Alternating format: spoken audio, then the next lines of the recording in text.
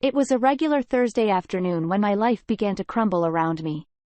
I was just finishing up some work at one of the gas stations my dad owned when I received a text message from a number I didn't recognize. It was the wife of one of my wife's friends asking to meet me urgently. I agreed, feeling a knot form in my stomach.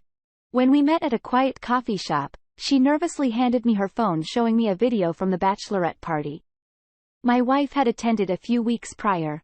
I felt my heart drop as I watched my wife kissing another man passionately, their hands all over each other. It was clear they were having sex hidden away in a corner with everyone else, too preoccupied with the festivities to notice. And she also told me my wife had a threesome later that night. After watching the video, I could barely speak. The woman who had given it to me explained that it had been weighing on her conscience and she couldn't keep it a secret any longer. As she left, I sat in the coffee shop reeling from the betrayal. Once I managed to collect myself, I drove to my dad's place filled with anger and confusion. I told him everything, telling him about the video and explaining my plans for divorce.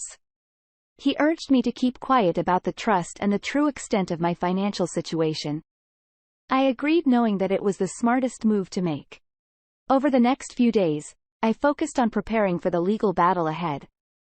I hired an attorney and showed him the video, instructing him to file for divorce on the grounds of infidelity. He mentioned the possibility of suing the other man, but I decided against it. It was enough to know that my wife would soon be out of my life as I continued to make arrangements for the divorce. I couldn't shake the feeling that I needed to confront my wife and in some way, so I transferred the incriminating video onto a flash drive, placed it in a small white envelope and drove to her workplace. I found her car, opened the door and placed the envelope on her driver's seat. About an hour later, I received a frantic call from her. I could tell she was crying, begged for forgiveness. I told her to save her tears and find an attorney before hanging up. Something told me to leave the house.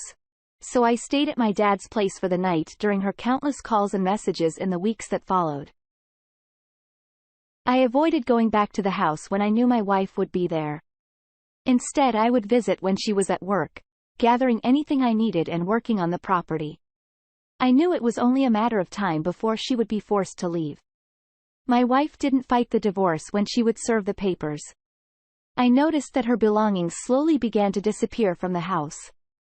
A sign that she was preparing to move out. Despite this, she could continue to send me messages apologizing and professing her love.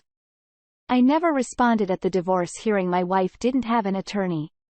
I assumed she couldn't afford one. The judge granted the divorce and ordered her to move out of the house within 45 days. It was a bittersweet victory, knowing that our 4-year marriage was officially over. In the aftermath, I couldn't help but feel heartbroken by her actions. I had already experienced betrayal in a past relationship and couldn't believe she would be so brazen to cheat on me like that. As the dust settled after the divorce, I found myself focusing on rebuilding my life. I threw myself into my work, helping my dad run the gas stations and saving my money. The pain of betrayal still lingered, but I was determined not to let it define me. I spent time reflecting on the past, questioning how I could have missed the signs of my wife's infidelity. It was difficult to accept that someone I had loved and trusted could hurt me so deeply. Over time, I began to heal. I focused on self-improvement, investing in my mental and emotional well-being. I started reading books to help me deal with all of this mess, which allowed me to work through my feelings of anger, betrayal and sadness. I also began to take better care of my physical health, exercising regularly and eating well. These small changes had a significant impact on my overall well-being, helping me feel more in control of my life. As I continued to heal, I rediscovered hobbies and passions that had taken a back seat. During my marriage, I started hanging out with old friends again and made new ones, building a strong support system to help me through the rough times. I began to explore new interests, realizing that there was so much more to life than the toxic relationship that had once defined me. I found joy in the small moments and satisfaction in my personal achievements. Despite my progress, I struggled with the idea of trusting women. Again, I knew that I couldn't let the actions of 2 women define my entire perspective on relationships. But the fear of being betrayed again, loomed large in my mind.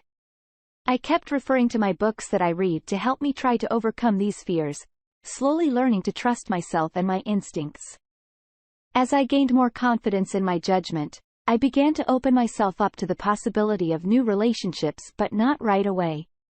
I didn't mind going on dates, but that was about the extent of it.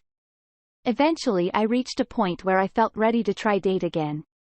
While I was cautious at first, I found that my experiences had made me stronger and also taught me what red flags to watch out for. I knew what I wanted and what I would not tolerate in a relationship. And this clarity helped guide me as I navigated the dating world.